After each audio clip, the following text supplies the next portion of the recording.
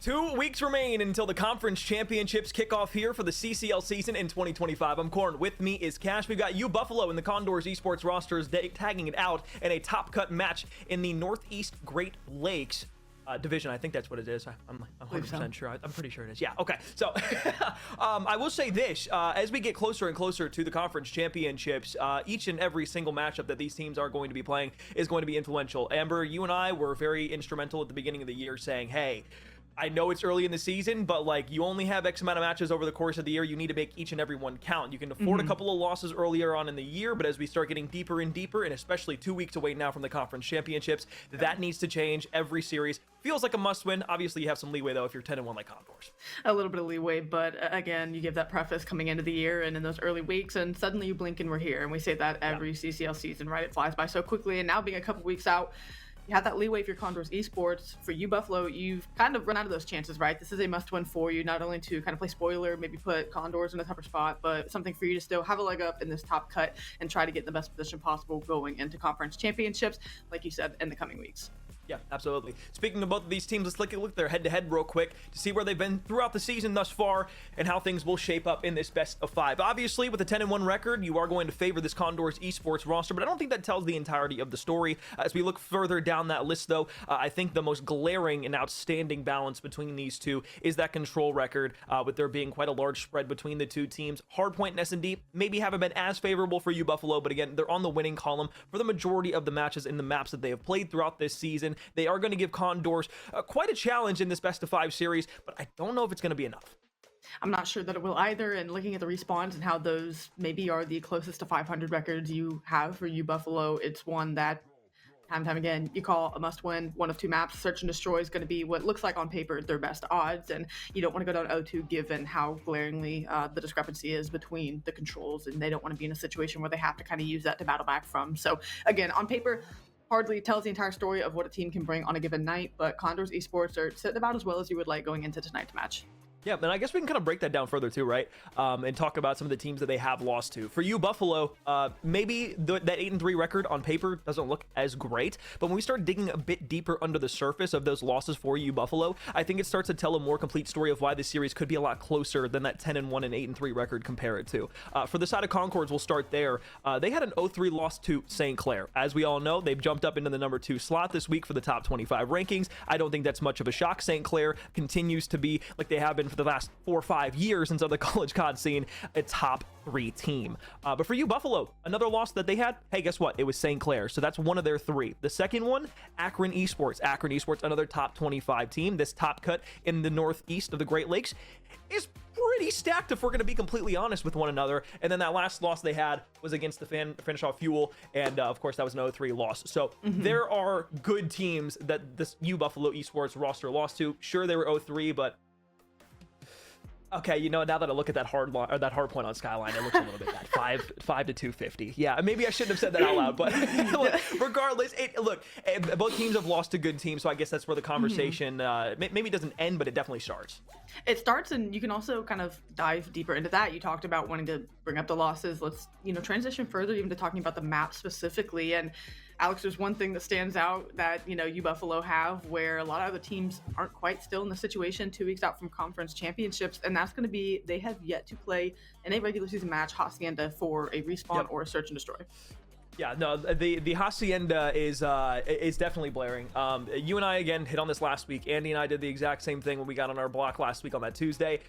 Deep in the season, Hacienda is a main staple map that you are going to have to play regardless. And the fact that they haven't played an S&D or a hardpoint on it in the basic, most bog standard modes for that map and where that map plays the best, that is concerning. The fact that they're going to be able to do this in this best of 5 series, potentially in 4 and 5, could be a difference maker. We'll start on a protocol though for hardpoint. We'll go to a skyline for search and destroy in map 2 and a protocol control. So we got 2 protocols within our first best of 3 essentially.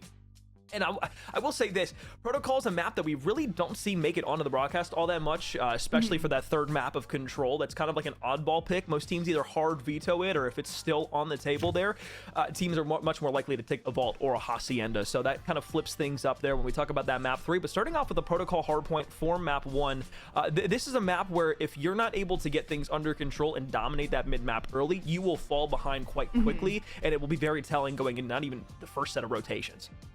It's going to be something that'll give away, like you said, the later portions of how the map will play out. And so often on Protocol, you've seen situations where a team starts off slow on Protocol and they can't quite bounce back. Even if they're able to rip off a second or third set of rotations that's really strong, you cannot dig yourself in a hole, as you would call it, that first set of rotations. Otherwise, that 60 to 80 point stiff arm we see so often always ends up being the case up until you have to mount some crazy comeback at the tail end, and you just look back and think, had we taken care of things, had we played a little smarter that first set, we could have been okay. So here, you want to see it battle close. You talked about how there have been close matches for these teams against good teams, and Protocol hardpoint has to be one where UBuff comes out strong. And again, looking at how we're favoring Condors, you look to the other side of things to make sure that they get off to a good start and put themselves in a good position early on in the series. Yeah, absolutely. I think it's also important to look back to last year, too, for UBuffalo. They do have a few returning members of this cast for this roster. And although the record might not be as stout as last year, they were playing in Division 2 last year. They were able to make it into the regional playoffs. In the regional playoffs, they lost out. They had losses against Mars Hill and Shenandoah as well. So both of those teams, again, made it pretty deep inside of the regional playoffs last year. And, of course, in some of Mars Hill, at least, into the championship playoffs that we had in our 2024 season. So this is a team that has only gotten better with time. They're in the top cut in the Northeast Great Lakes division this time around. They have gotten better year over year. I'd like to see that continue in this best of 5 series. Another tough test for them, but a team I think they match up better than against some of the teams that they've already played in those 3 losses that have been handed to them. So for this Protocol hardpoint, expect this UBuffalo roster to come out hungry. I look to Zenium in that AR role to be able to maybe take some lanes over, and if he can hop in that hill to complement his AR gameplay over the top, it should be enough to at least give him a chance against this Concords roster. Everyone has to play their part. Everyone has to, specifically here, not be afraid to dive in the hill. You highlighted Zenium, and as we kick things off, mid-map control going to be everything. So on the left-hand side of the map, you're going to have the favorite spawn. You're going to have the favorite opening engagements, as it's 3 for 1. Early time going the way of the Bulls. J-Ray will hop out, escape with his life for just a moment. Up in the middle of the map right now, though, UBuffalo, great map spread. You got top trip control. You got 2 players in the hardpoint and gun control at the same time. So the Quickie's able to find one. Oreo McFrizzy able to pop himself one, but it's a 3-1 trade that allows UBuffalo to stay on top of things. So maybe you don't flip the map out to Grandma's just yet, but middle map, at least for now, for the Condors, will finally get a good break. 24 seconds on the board early on with grab time, all that's left for the Condors. They're going to try to scoop it up, so it will be UBuff setting up for new. They're still trying to fight for mid-map control. You're not in a great spot if you're Condors. You don't quite have everything locked down, but now as you see them rotating towards that top portion of the map, you're still fighting for mid-map control. And I don't hate it as the Bulls, but they need to make sure they don't give up any kind of time, any kind of lanes to push time, and that's exactly what they did losing those gunfights. Yeah, just losing a lot of positioning through that top trips area. You tried to flip the map out early, so you were okay with giving that up. But now on the P2 hit, Condors have been able to push this one up from the front on the offside of the map. McFrizzy will be able to trade 2 for 1. Dan Spider will still be down below, playing with the SMG in hand. 15 seconds have ticked off. A good set of kills that come through for Buffalo Esports is going to force the Condors back over towards the P3 spawn side. These are perhaps the favorite spawns going into the next kill. Still with so much to fight for, they want to try to find a couple of these kills, at least let time sit gray if they can't get in for themselves. But with a clean kill feed, that'll let them hold from the front. The reposition out of Neb coming in, he's going to T1. He's going to make sure no one pushes through Grandma's side, push through that bottom lane. And now as you've got the setup you want, you're also getting the time you would like. Buffalo need to play this next wave smart. Buffalo will have one go through middle map. I believe that's a low down drop into the bottom side of P3. So you're gonna have one man sliding across the map. Dan Spider will try to play and contest for the last 15 seconds of time here. J-Ray on 4 in a row, looking halfway towards a Hellstorm missile at the moment. But it's a wide spread across for Buffalo right now. And the play that they had for the solo play to get across the map doesn't develop. So now they're gonna have to break P3 from the front. Zenium not quite pushing, waiting for his teammates, but a blessed flip through the backside of things. You don't quite anchor it through and around stairs, so it's going to be TVE with the position to grab his spawn for the moment. And if he wins this gunfight, they should be sitting in good shape, but again, not quite able to make sense of where these players are going to be. Oreo McFrizzy trying to get in and pop a 2-piece, runs out of ammo for a moment, is able to collect. J-Ray gets a couple as well. So you had spawns for a moment. You couldn't capitalize on the opportunity. And once again, it's Condor Esports and Hill. Yeah, it was a double stack from the side of lockers. That doesn't allow them to do much. Burton will be forced all the way back out with 31 HP into the spawn side. J-Ray up top, the TPE Swarm Knife.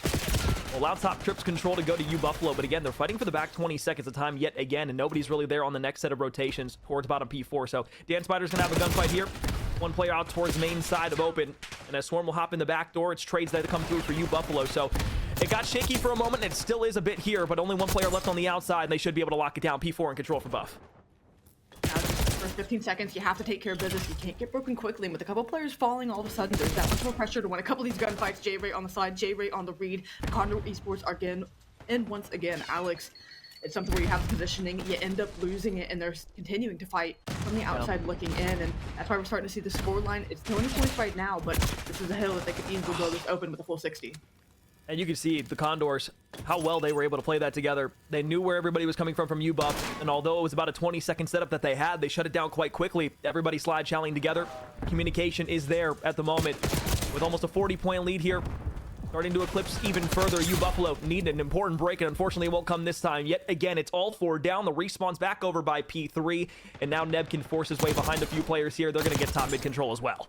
Ooh, and the nasty flick there for the kill. Going to clean up a couple more. Now you have P1 control once again, but not much more mid-map positioning. It's flipped on its head. You started off well, but Condor Esports are looking to try to put this one a little more and more out of reach as we kick off the second set of rotations. Kills go back and forth for the moment. You don't have the control or the map presence you had the first go around, but you're at least getting time for the moment. Now you just need your roaming subs.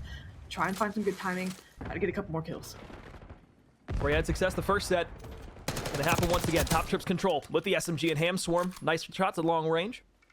Will allow that to stick. It goes 2-2 in middle. Still time. Still in control by this UBuff roster. Neb making it shaky in the backside of Grandma's, and it will sit vacated for just a moment here. 2-2 split kill feed. Back in towards the hard point. Grandma's in P2 side for UBuffalo. Burton will sit down on the hill and wait. All-out battle mid-map. Golden Iron's trying to win gunfight from these power positions, and goes 2 for 2, and then going to try to slide in and get at least this player off time for the moment. That will be the case, and now another 1v1 going down for the scrap time. Gonna back down. Condors Esports still going to look to soak. And now this rotation is underway once again. The second set of rotations is where, at least the P2, we saw them falter the first go-around. If you are UBuff, make sure they have a smarter play this time around, but 3 go down. You have Neb roaming in the back, and it's looking to fall apart at the seams. And like, yeah, it feels good that you have the spawns here for P2, but you have to fight this to the front. Oreo's going to be able to heal himself back up to 100 HP. Challenge out from the left side. Zenny will win it. Burton there as well for a good trade. Dan Spider wants to fly in, but still has a few players he has to take care of in the middle of the map. He has teammates over the top for support. So 40 seconds left. Tons of time here for Buffalo to gain. If they can find it for themselves, they're going to be feeling quite good. Swarm's trying to push the map up. You don't want to flip things out, and I feel like there's a block in the back there. So Spawn's not going to be in from behind. Fight from the front for the Condors. It's going to be mid-map control is what they're trying to sacrifice. Oh, and you get chop chips push, but you don't quite get the kill with the pistol out, so you still have that positioning you will be vying for here shortly over the top. Or you McFrizzy gonna throw a nade. Still, numbers, bodies, the nades does connect without a trophy system, and try to give this a push, maybe find some exit kills for the moment, but they have a lead to maybe take a chance and gamble here, push these players even further back towards the back right side of the map, and that's exactly what they'll do. Now they like to get back in the positionings. So they had a very good P3 the last go around. Sitting 158 to 112. They're in a good spot here, knowing P4 is up ahead of them. If they can win the line share time on this one, surely they feel good about putting it away. Love the play call to push the back into P2. It's set them up nicely for the first 10 seconds here inside of P3. Zenium gets top trips control. And in the backside spawn, they should be able to read it out well. Jump awkward over the staircase, won by the SMG up close. Neb is there, but good trades inside of the hard point. And around it from UBuffalo will allow them to break in temporarily. In the back, though, spawns for the Condors, still flying in. Dan Spider will pop himself a double on 4 in a row now. Through the locker's door. Another challenge in from Dan as he's up to 5. Trying to go for 6 as he pushes out the back end. They need to read the flip coming from the opposite end, and they should do just that as Dan Spider clears it out. They have full information. Buffalo making and mounting a comeback. A good 25-30 seconds for them to garner here, and now you can see them kind of take up space on the map, get a little more comfortable, and okay, we've got this cleared out. Now we can actually make a play that we want to, make a move that we do. And the last go around, it looked the exact same here, Alex. They were able to get positioning early on. They found a couple of picks, but as soon as the hill popped, that's where things fell apart. They need to make sure they do not replicate that here. The push is coming in at the pinch as well. They need to be able to get these kills, and just cannot. Not enough bodies, but I'd argue more for UBuffalo. It's just too many people watching the same direction. They don't have enough spread down there. There's not enough trust in one another to be able to take individual gunfights as the Condors roster starts to make their way in. Clixies will toss a stun inside. Teammate forced to back off inside of No Man's. Frizzy will find 2 on players that are dropping down through the elevator shaft, and as J-Ray finds another, it's all 4 dead. Condors will hold on. UBuffalo forced to have another break at it. Could be looking at 2:30 when it's all said and done. If you can't get in and get some sort of break and it's decision time, if you are the Bulls, you need to either decide to have a team push on this quickly, or you need to get set up for new regardless. Something has to come in together in a cohesive way. As you said, it has to be trust, and it has to be something that starts to click for them here sooner than later. But as they're solo pushing into time, it is easy pickings. J-Ray feeling so good here. Looking on anything that looks to kind of push hill. Holding from the front, 10 seconds of scrap time left, and if you are UBuffalo, you can't even get the time, and you still don't find a way to get rotation underway. I mean, you lose 2 full 60s down inside of P4. You allow a Hellstorm to come in, and with about a 20-point margin for Condors and a victory here, it feels almost impossible to be able to play with the utility that the Condors have for themselves at the moment. Mid-map has been cleared out, though. Vacant seat inside of the hard point. J-Ray will try for the contestation. His 5-3 will come to an end as Clickies is able to find him. So now, you're at 160 for UBuff. 40 points left here inside of P1 to be able to garner for yourself. You're running away, trying to play different angles. You're behind a few players. You go 2 for 1. Will it be enough? In the back, J-Ray calls in the Hellstorm. All of the team spawning there. So TD Swarm has an opportunity to get great information here. Can he collect 1 at the very least? And will. Now info garnered. Able to find the 3rd if he can get the melee in, and does. Your teammate wins the flips him. Other gunfight that flips him out here, and then there's still 15 seconds of time. As long as they can turn and get the comms in, they could be sitting well. So they know where the players are spawning. They know what they need to do here. They've gotten some good points on the board, closer to a 40-point deficit. Last time at P2, though, they were broken. Both sets of rotations. They have not been able to hold that right side of the map. This time, though, they go 2 for 2 over on it. 1v1. Very critical for Zenny to win it, and unfortunately, he loses it. They still have close spawns, though. 20 seconds for the win for Condors. Laying down inside of the hard point is 2 different players and Neb and Burton. They can start to push their way out. J-Ray's able to find 1. The cross through middle map, Oreo McFrizzy from the top side is going to find it. And inside bottom Grandma's, you have another contestation player. Everybody working in tandem right now for Condors Esports. And his Clickies will drop down in towards the hard point. It'll be one final break in from Buffalo. They've got to hold it. Everybody get in, but from the top, the pain does not stop. Oreo McFrizzy going to connect for, or excuse me, Oreo McFrizzy going to hold his teammate going to connect to the other Hellstorm. Runs out of ammos, and that might just sum up how this map 1 has gone. Few moments, could be an opportunity to close it out. You gotta find 1 more kill, and you're not able to just yet. Then he gets a snap, then he gets the trade. 1 teammate left up, still able to find some gunfights. Neb takes it, 5 seconds left, no one's close. It's gotta be a foot race now. Neb slide in, he's still got a teammate up top for help, but he turns around to find him. 2 seconds left, last player. It's gonna be a push in from the side of Lighthouse, but he's not able to do it as he's weakened up too far. He'll run onto the point, but just barely after they get to 250. Condors will take map 1, 1-0 up in the series. Pretty much went how we had shaped it up to and how we see a lot of protocols go down, Alex. It came down to that P3 to P4 rotation the first go round. What is it, 50, 60 point stiff farm that even if we're able to string together what was a good 3rd P1, put so much pressure on you to fail every rotation from that point on. With a couple of picks, couple trades, it did take them a couple of tries, but Condors end up getting in. Finding a way to close out map number 1 by 55 points. Yeah, I mean, just taking a look at the full spread of the stats here. Really not too close overall. The slaying very much won by the side of Condors Esports. And when we look at the the little bar chart here, the line graph that we have for ourselves, once again, you know, there were a few moments where we saw UBuffalo be able to kind of mount that surge back, get it a bit closer, but really after that first kind of interchange that we had around P2, P3, there wasn't much that was going in the way of UBuffalo towards the back half of that protocol hardpoint. But after map 1, though, I mean, did it really feel like it was out of reach for UBuffalo a lot, Amber, or was it more or less kind of just a feeling like it almost just felt like they weren't able to control the chaos and they just weren't able to really get a good understanding or grip on what Condors were doing? I think the latter half of that is definitely true. It wasn't out of reach. I mean, you lose by less than a full 60 and they gave up 2 of those on P4. I think it comes down to, like you said, not quite knowing, not quite trusting in a sense of where Condors are or if they're trusting where their teammates looking.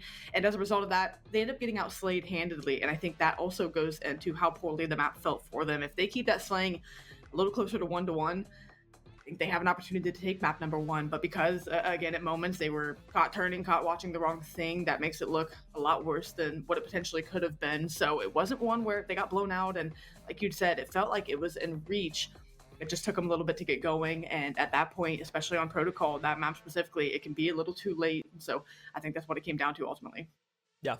Well, hey, one thing I can tell you for 100% fact on protocol is you cannot let P4 go full 60 both times. You have to have concise breaks when you're getting down there. Condors did not let that happen. They were able to clean up all the stragglers that UBuffalo were trying to throw. One of the things that I kind of noticed from UBuffalo on those breaks, especially down towards, again, the bottom side of P4, is they kind of were hitting it at the right time, but the timings weren't great. And what I mean by that is, like, you would have, you know, one or two players trying to slide in from the big side of no man's door, and you'd be able to fly in through big door, maybe find one kill. The problem is that the help that was coming either from the elevator shaft or from the spiral staircase wasn't either there at the proper time to be able to find a necessary trade, or was just either lagging behind or a bit too early. So when they were miscommunicating on that regard, it didn't allow them to catch Condors off guard or force them to look multiple directions. They were all, I remember this one very vividly. There was a time where I had 3 players from Condors just slide left to challenge 2 players that were coming in from no man's and put them down easily. You're not going to win that when you have 3 bodies that are just all looking to fry you. When there's no pressure coming from either the left or the right side, you're just all looking straight forward. So that's one of those mishaps and the blunders that I think timing-wise could get a little bit better, especially in some VOD review. But another thing that I think kind of brings us into an S&D in a sense with, you know, post plants and situations where you're trying to hold things down, it was the holding ability in the hard point for UBuffalo that just was not there. They would rotate early, they'd give up the back 20 seconds of time, and then they'd lose 3 gunfights immediately at the front end of the hill before it even popped. I think that's also as a result of, again, the guns also could have been a little warmer, right? There's a lot of things that went into them getting outslayed, and maybe Condor Esports is shooting a bit straighter on map number 1. We saw a couple gunfights go back and forth, maybe, you know, an AR losing up close to a sub. Regardless, Condors did feel very good in their ability to not only watch angles as a single player, find 1 or 2 kills. J-Ray, we called 2 multiple times for having multi-kills in the feed, and ended up getting a Hellstorm as a result. So, yeah, the search and destroy, I think with, you know, them needing to watch things and maybe being on islands, the Condors feel better about their trust and their teammates to pull that off.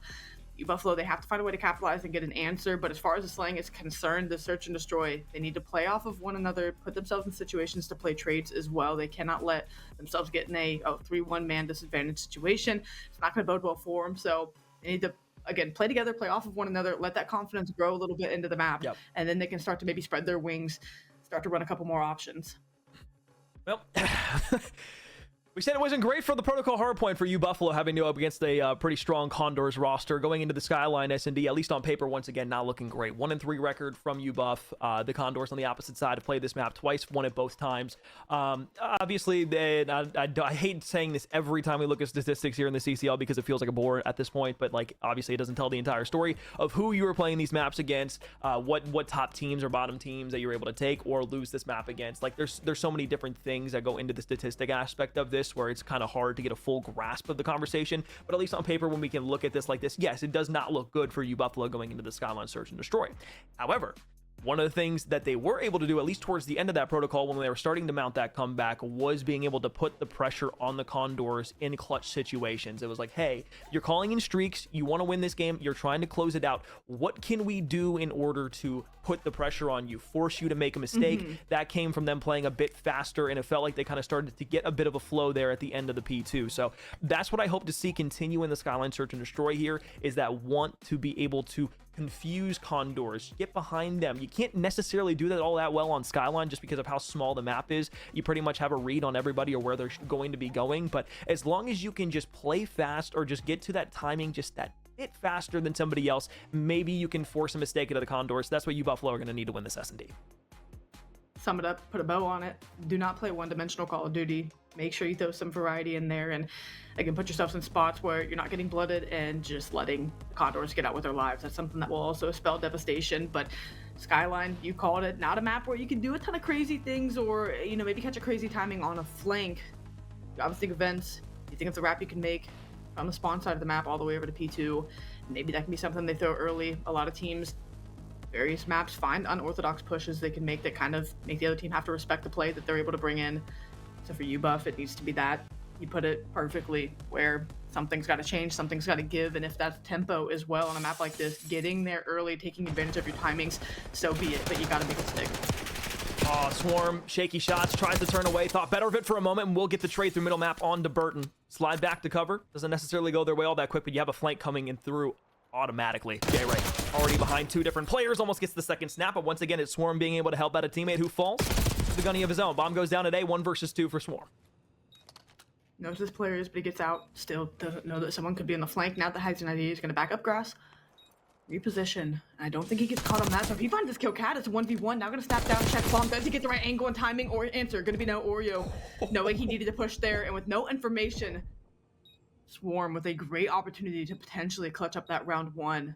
I mean, you gotta appreciate the effort of getting the bomb down and giving himself a shot to win it. I mean, you're looking at an ace and a 1v2 there. There's not much more that you can ask of in that first round, but with 10 HP left, Condors and Oreo McFrizzy specifically are able to make it stick. I mean, that was just pretty much across the board what you expect out of a Skyline. Trades come in early. Everybody, you have your first blood that comes through. Swarm gets a double on the trades. Fast flank, but you can see what the Condors want to do. They want to get across the map fast. UBuff gonna have that in the back of their minds.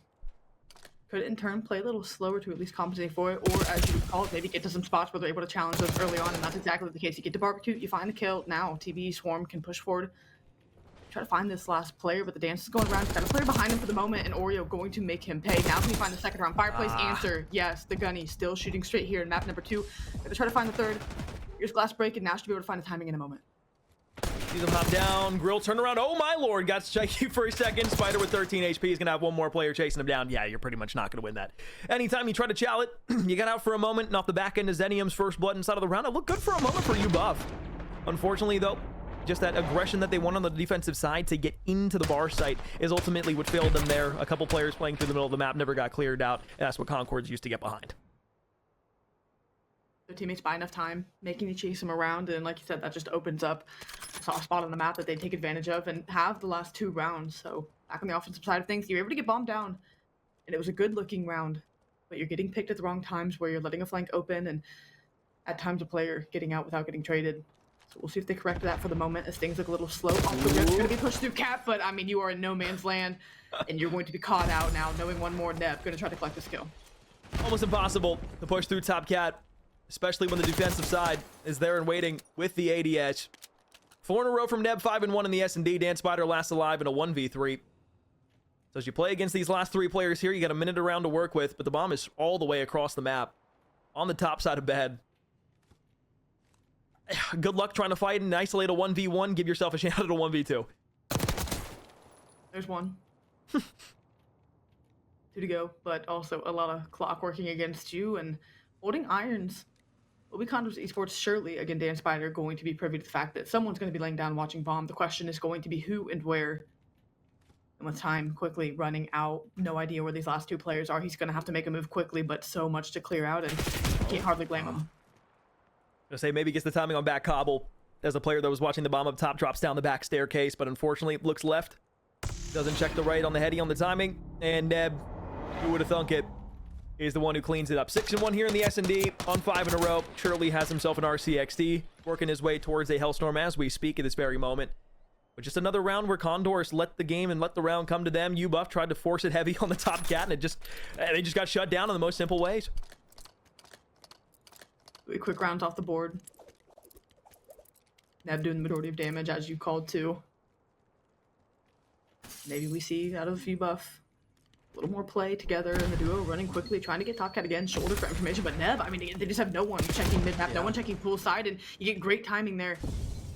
If you are quickies, very quickly on the trade, and Swarm gonna collect for another one, so you're in spots where, again, you're finding kills, you're getting out. But look at how much map space they've taken up Condors. I have no clue. They can even guess that bombs push this far up. Answer gonna be no, but the second gunfight going to be there. And Dan thought he had his teammate watching piano. Instead, he was down below inside of the vent. So on the hop up there, doesn't get the read that somebody could be behind him. So forces the 1v2. Burton last alive. Wants to see if anybody's going to get dashing. Up towards Top Cat. Spots him out over on the right-hand side. Wallbang shot's not going to be able to hit. Burton escapes with his life. And retry to hit this from another angle. 40 seconds left here in the round to play with.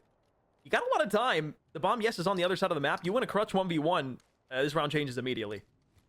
Oh, and he has the timing. He's able to push through Cat. He's like, I don't see anything. That's what the call comes in, but he doesn't know the player's pushing up Cat stairs. Wait a minute. Oh, no. That was Zenny. You let him live. He jumped in the pool and somehow was able to break the glass. Okay, I thought for a moment that he was going to be able to catch a crazy timing and that nobody was going to look over the railing, but instead they take their first round. So UBuff playing smart in a 1v2 there. Don't want to give anything away. Took him a second to get the bearings once again, but as you said, able to click the kill, able to get around on the board. One that stops the bleeding for a moment. Now with this opportunity, need to try and capitalize. They've had offensive success. Sure, it didn't pan out to a round win, but they've been able to execute on the A-bomb site. We'll see if they throw a different look here. B didn't quite work for them the last time they made the attempt. Still, with that being a possibility, they might try to work it through another angle, but for now, 2-2 split and trying to work mid-back. Zenny another first blood. Burton trades it immediately. Oh, Lord have mercy. Snap up to the head. Swarm's able to rip him. Once again, forces a 1-plays-3 scenario. Burton last alive this time, and Condors will fall 2 rounds straight to the University of Buffalo. And now you start to feel a bit better. The Bulls, I like this. I like this look. It's nice. It looks good on him. It suits him. Playing it a bit closer. Swarm finding a couple of big kills there as well. Out to 8-3, having a quiet takeover map to keep the Bulls alive here in map number 2. 2-3 looks way better than what could be 4 or 5-0. So, like I said, a couple rounds looking good on them here. 5-3 respectively for TBE Swarm. Utility in the back pocket they could potentially be using in the later portions of this search and destroy. Defensively, if they can make a good stand here, they tie things up. We talked, the confidence could vote oh so well for them here. See if they can convert it to a win. Shaky on the back end. J-Ray, I thought getting in close to the enemy was going to work out for him. Instead, you signed the last one over by the... Oh, no. You forced a 2v2 out of it. Oh, don't let him kill you there. Oh, you cannot let that happen. Dan Spider, last alive on those dashing feet of his. But, I mean, you look at where the player is. Flying across top cat. Bomb is down. That's just a situation you cannot force it on 1v1. You cannot let that happen. Here we go. Egregious timing. Oh, no. Slides in. Around the diner. Dan's in the corner. And they are playing completely spread out from one another. Slide challenge over towards the right. Oreo gets the best of the timing yet again in the 1v. Just like he did in the first round. 2 rounds of separation now as they finally stop the bleeding after 2 quick rounds came through for UBuff. 3v2 turned 1v1. And it was favoring UBuff. Those 2 kills, Kitchen. You can't give them up. You said it. Just to drive that point home, a situation where you were just rolling with momentum. Get a good couple kills on the board to put yourselves up and throw it away. Simply put, now you find yourselves in another 2-round deficit. As this game goes on, every decision gets more and more monumental. The weight of it meaning so much more here, and they're going to try to execute it to A site once again. Trophy system down, bomb going down quickly. I like the play. It's first blood, though, going to be very telling. They just can't get collapsed on from mid again. It's happened every single time. This time, it happens. Burton is able to get good shots over the top with the help of J-Ray, weakening up an opponent. Swarm, Plixies, trying to battle back as you have Big Frizzy pushing up from the P1 side somehow, some way with the pistols, able to manage himself up, but he's not able to get all the way through. Neb last alive. 20 seconds to work with here. You want to get the defuse as well. One spotted out over towards the hedges side. Shots aren't good. Tag team from both left and right puts him down to keep themselves within a round of the Condors. Let's get the bomb down and make sense of mid-map sooner than later. Talk about how influential mid-map has been, how it favors Condors Esports, and I think maybe if Oreo McFrizzy didn't have the pistol out, that 1v1 could have changed the entire complexion of the round. He ended up taking it, put Neb in a 1v2, and though he's done some wonderful things in this search and destroy, he has slowed down quite a bit. Was 6-1 at one point here. Has since gone 1-5. And yeah, the turnaround, the slowdown, typical to UBuff. He definitely has not been able to make noise, and it continues to be painful here. Like he's in, but it's always J-Ray. Although he's only got 3 kills in the round, it feels like every single time he's peppering just a bit of damage into players. This time he finally gets one for himself. Swarm on the back end, though, up to 12-5. UBuff are back at it, tie game at 4 apiece. On the back end of Swarm heating up. He had 3 in the first round, went quiet for 2. He's been back at it ever since. Trying to will the Bulls back into the search and destroy, and doing a good job at that. Fantastic job at that. Was the only player positive in the hard point at 30-25. Continuing that performance here. Looking better than ever in the later portions of this search and destroy. It was 3-0 at one point, now tied up 4-4 at the hands of the man on your screen. The rest of the team starting to get into it as well, starting to believe in this opportunity they have this round. Be everything for them if they can use this RCXD and get some good information.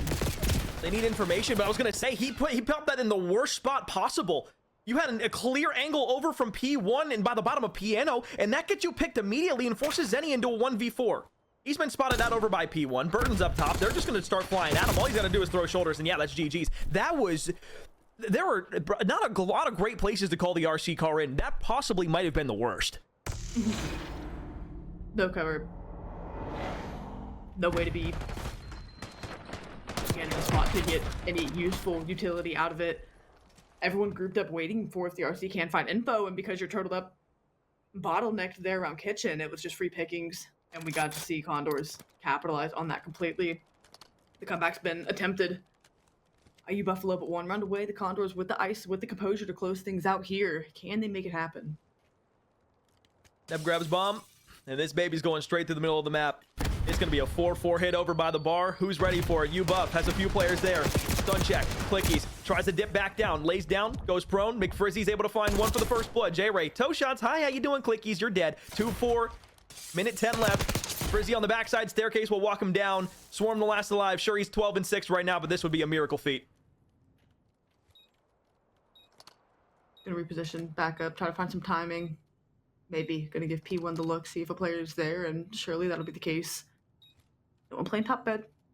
Sees the shoulder, tries to find an angle to make these shots worthwhile, and though he is able to connect a few shots, not able to get the kill, finally does, but the position's going to be known.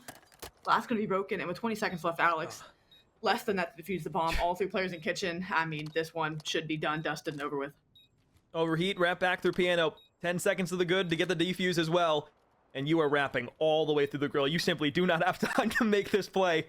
Frizzy in the left-hand corner.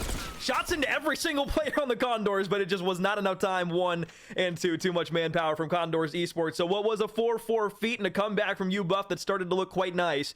It was a fancy little push on those last 2 rounds that allowed the side of the Condors to make a stick. They'll go 2-up out in the series. Big left round, great comms.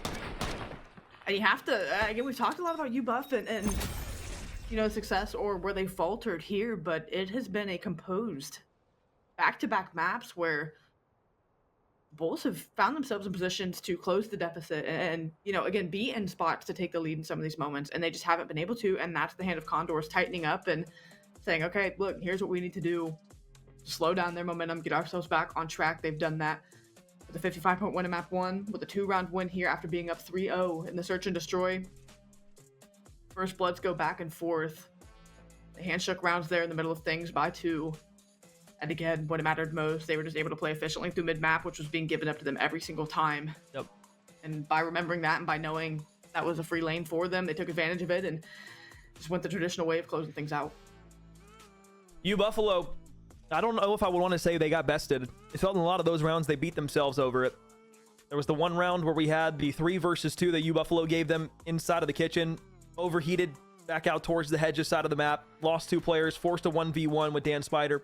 And Oreo McFlurry on the other hand, being able to win it in a 1v1. And then, of course, that final round, not the final round, the round before the final with the RC car where you just get picked off from Burton on the back end of P1. Those are things, yes, you can clean up, but they are costly, especially when playing a team that you match up pretty well against in the Condors Esports roster. They've made a few good rounds look nice. Swarm had to have a takeover in order for them to get to that 4 rounds, yes. The team didn't feel necessarily far apart from being able to get it to click. It was just those small moments where they self-destructed and beat themselves in a lot of those moments. It feels rather cliche to talk about, but at the end of the day, that's really what it was. So, speaking broadly on the series so far, I mean, Condors in map 1, after the first, I don't know, I'd say 2 rotations, kind of just felt like they took it and ran with it, and then they never really looked back. 2 full 60s on the bottom end of P4. That's where we put the bottle cap on the side of on protocol and said, all right, let's go next. Search and destroy.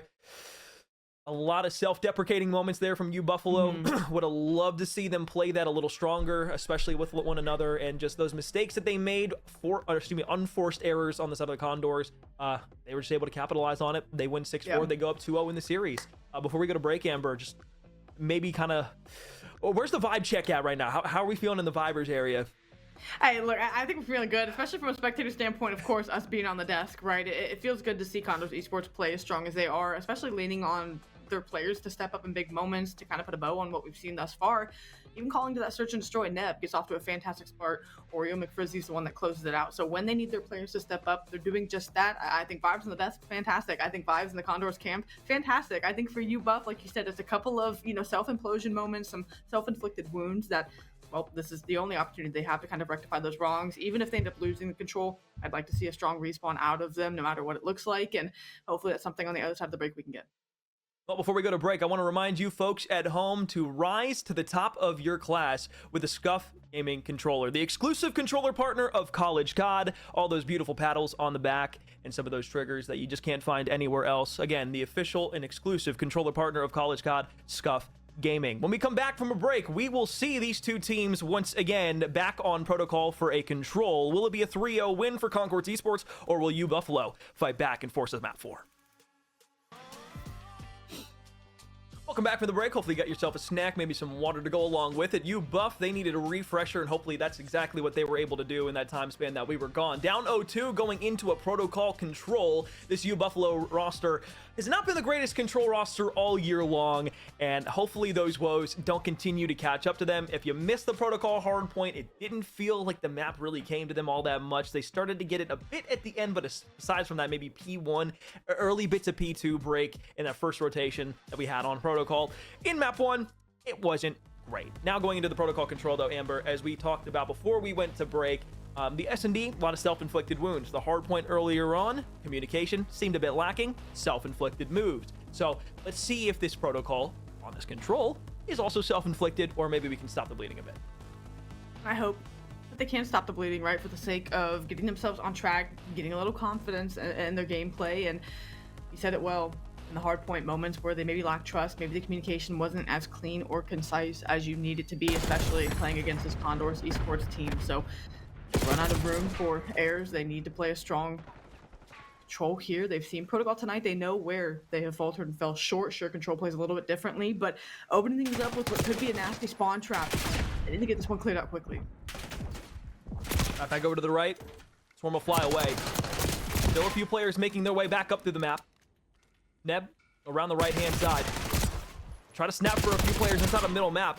But for the time being, on the defense, things have seemed pretty standard here from the Condors. 2 life advantage for the offense, though, as they try to work their way in through middle map.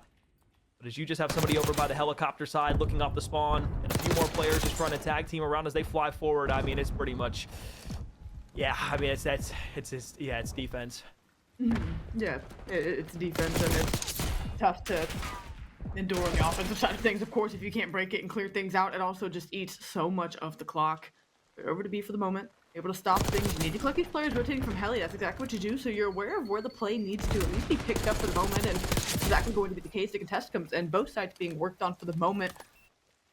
It's going to be the rapid rotation coming in, but as A is being captured, a couple players on it now, taking half the progress through as well. Right side challenge, not good enough. One of the UBuffalo players on the point. Wrap back to the spawn side, helps out in middle map, and the player that comes off the P3 spawn is going to be able to knock out the front door. So, gun control here for UBuffalo. Pushing to the opposite side. 2 ticks of progress on the A zone. You catch one off the spawn, but ready for it. Was Burton there. Nade over the top, cooked up shortly. Slide back onto the point. You're looking over by the barrel side on the sidewalk for Clickies, who's trying to make his way forward. Neb will lay down on the point here for just a moment. Over the top, you're trying to pepper shots and make something happen to help your teammate, but nothing gonna ring out. Tonight, let this player get loose. Look to pick up a couple of these kills. With 5 seconds left, you're going to be running into Ayers, essentially, and it's going to be near impossible to get on the time to stop it. Even if you do, and the clearance comes in. The Condors did the hard work early, working some of those kills. More importantly, getting the clock to drain and forcing UBuff to have to make an all-out sprint towards the most predictable site and walk away with round 1. I'll tell you what, Amber, I am confused. I'm downright confused. With the podcast, look, I know everybody else is probably confused watching this too, and I don't blame you. I apologize for it on behalf of not us. But yeah, no, this was very confusing for the opening break off this. Just trying to see the players that were pushing onto the point. I believe UBuff was on the defensive side.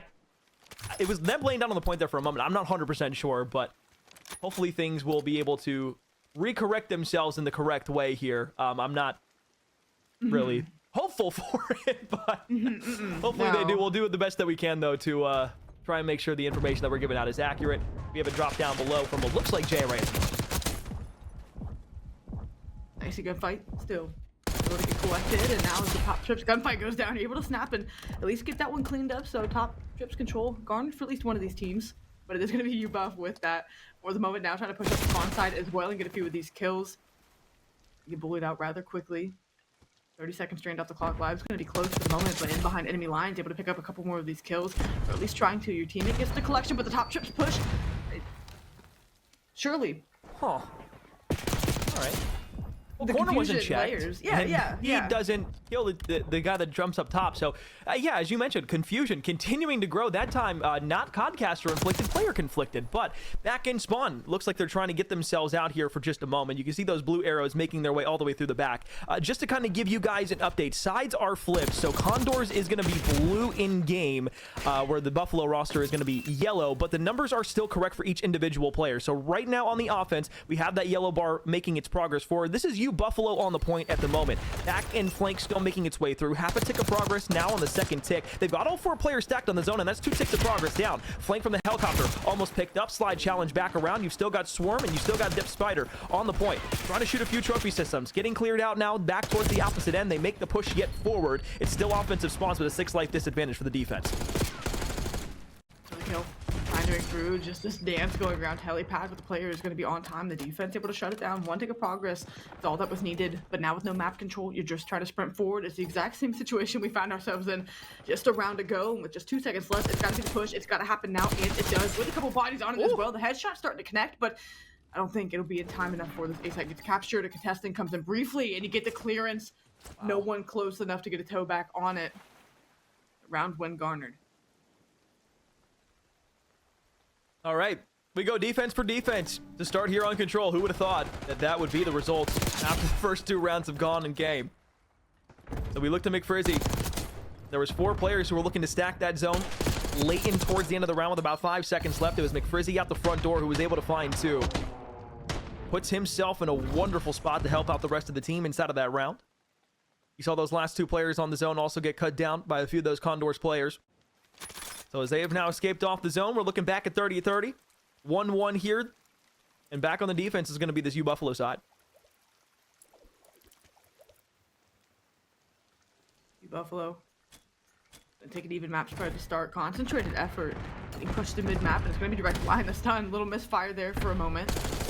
And now trying to play with some information. Not able to connect for the kill. Shaky shots, peppers, and gets a couple more bullets worth of damage in, but has to back down. And now with top position.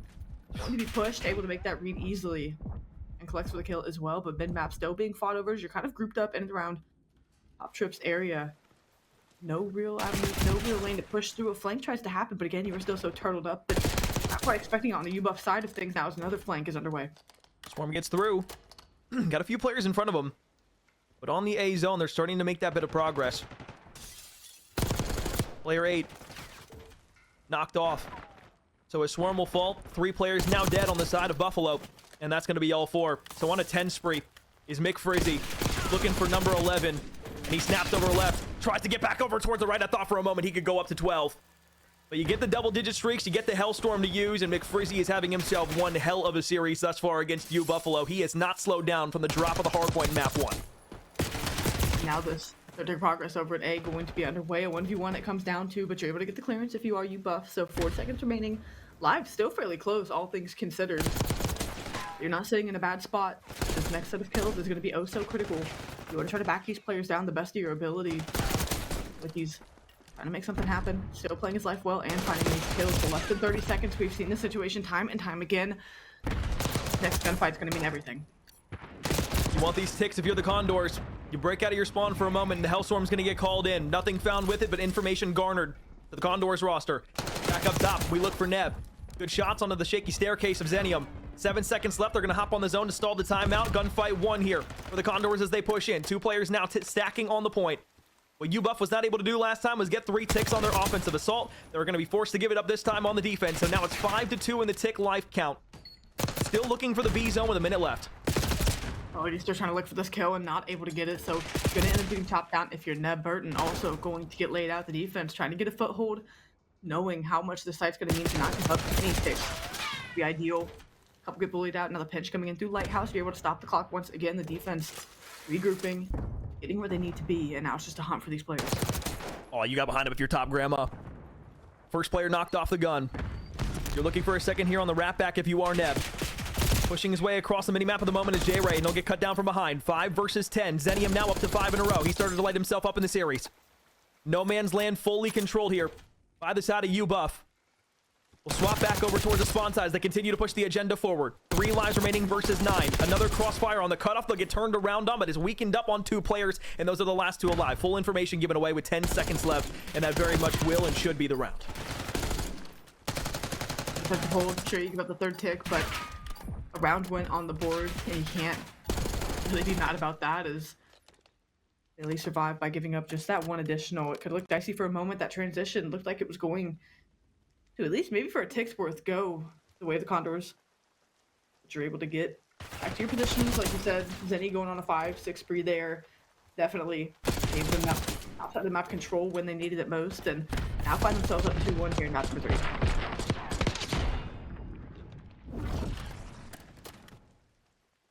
All right.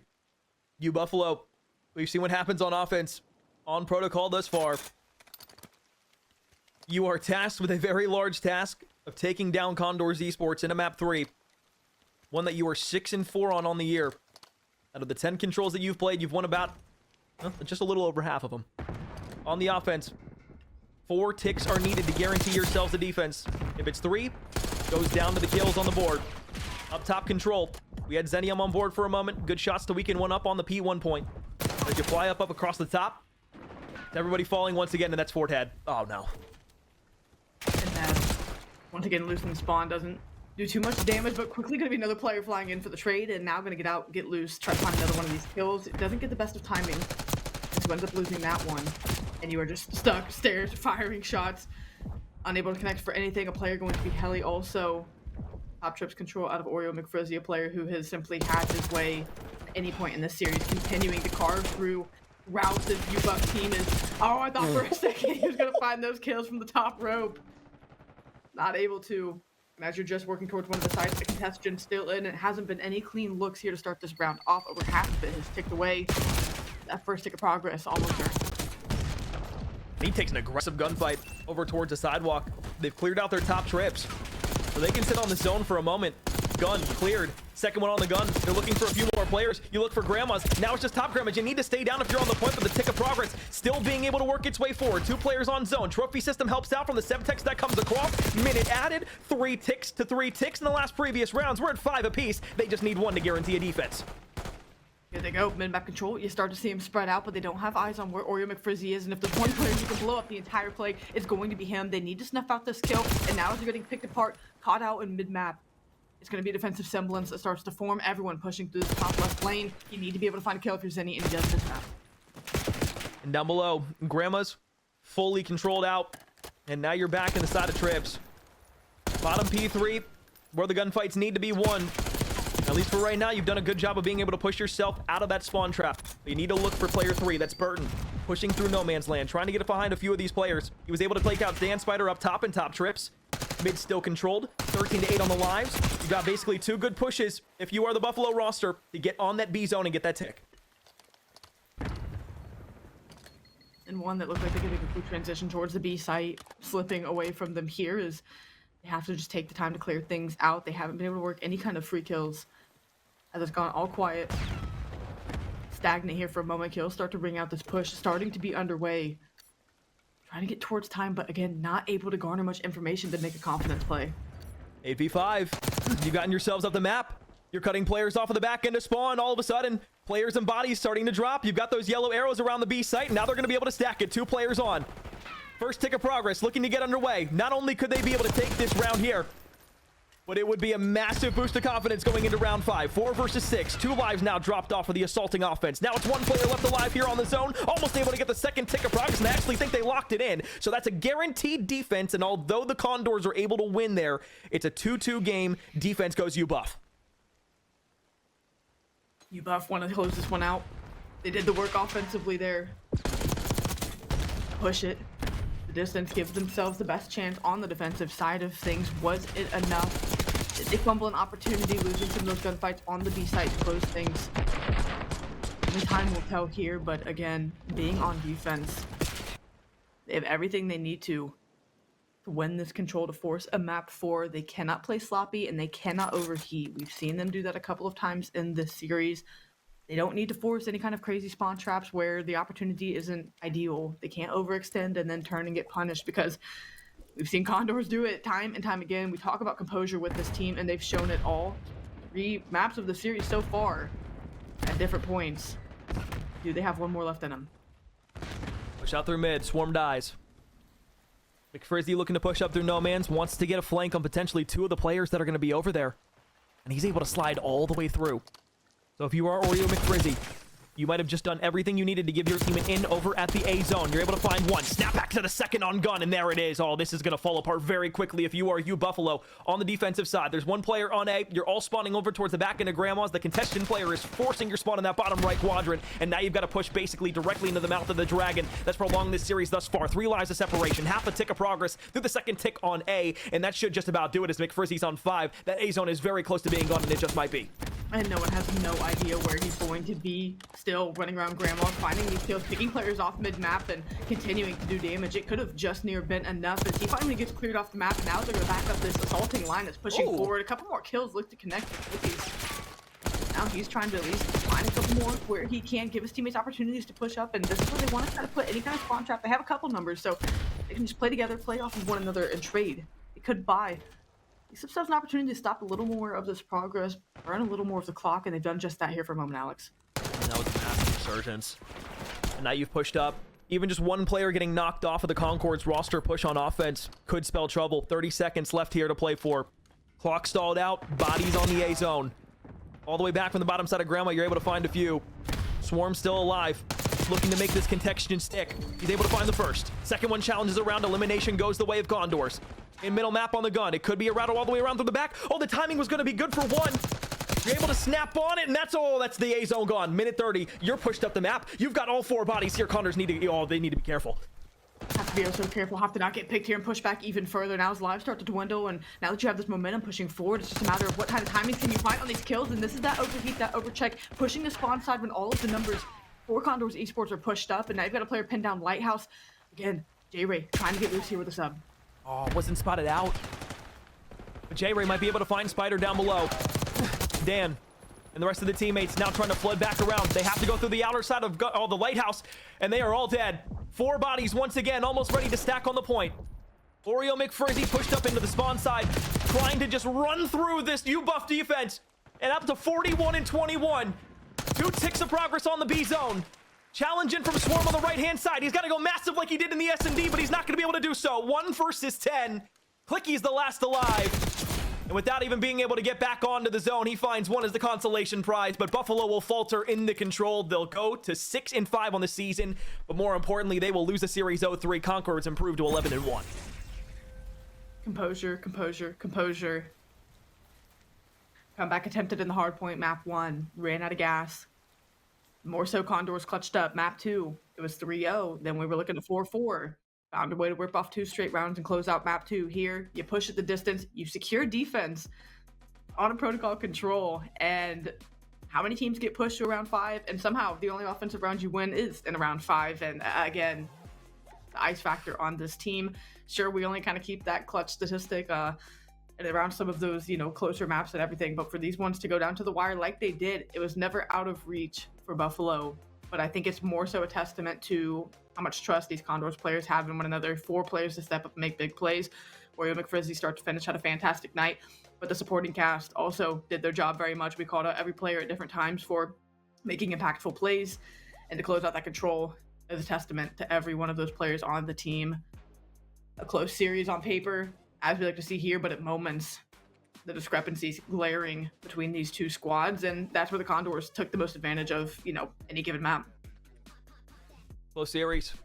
Condors, again, improved to 11 and 1 on the year. In the top cut of the Northeastern Great Lakes, they will stay within the conversation of being able to come out on top. Obviously, St. Clair pretty much has that on lock, I would assume. And even if they were to drop a map or a series against the team, Condors would not have that tiebreaker over the St. Clair roster. So the Saints should come out again of the Northeast Great Lakes on top, going into the the conference championships. Like I said before at the top of the stream, This is the second to last week before we get into the conference championships. You have basically 4 matches left to play. Now 3 for both the teams that we saw in the main broadcast here between UBuff and the Condors. UBuff, I believe, plays RIT next this week. So an opportunity to improve from 8-4 to 9-4. But this is a team that the Condors played decently close. They went to a game 5 against them. UBuffalo is going to have their hands full with that RIT roster when they go up against them. I don't really have much fear in my heart for this Condors esports team as they get into the conference championships and start playing against some of the best, except obviously for St. Clair. For UBuffalo, on the other hand, things are a bit shaky at the moment. There are things that they need to improve on. They, again, didn't get to the haciendas that we kind of hyped up at the beginning of the broadcast, saying they need to start expanding their map pool and play good teams on them, but they have opportunities down the stretch to do just that. I think they'll stabilize here, especially like you said, a lot of it being corrected with VOD review and really just conversations between the team. It wasn't anything where, oh, at any given turn they were just outmatched, outplayed. It was something they just didn't have control over. There were a lot of parts of the series that were in their control, and again, they ended up throwing away various opportunities. So very correctable. Again, if they can stabilize here and kind of just pick a couple of things to capitalize on, that'll change, kind of how they play and some of those opportunities completely. So again, down but not out for UBuffalo. It's something where they can take this, learn, and look to grow and expand against some of their matchups they have going into conference championships. So excited to see what they do, excited to see what kind of turnaround they can make here. But like you said, and I think you said it best, right? No fear for this Condors esports team and how they're looking. They're confident as ever, just looking to try to kind of close that gap between themselves and St. Clair. Oreo McFrizzy, excuse me, played one hell of a series tonight. Definitely the MVP for the Condors esports roster in this best of 5 against UBuffalo. Coming up next, we've got ourselves a nice matchup between Syracuse and Carleton and yet another best of 5 series. When we come back from a break, we will have that match up and going for you. Don't go anywhere. You're watching the CCL.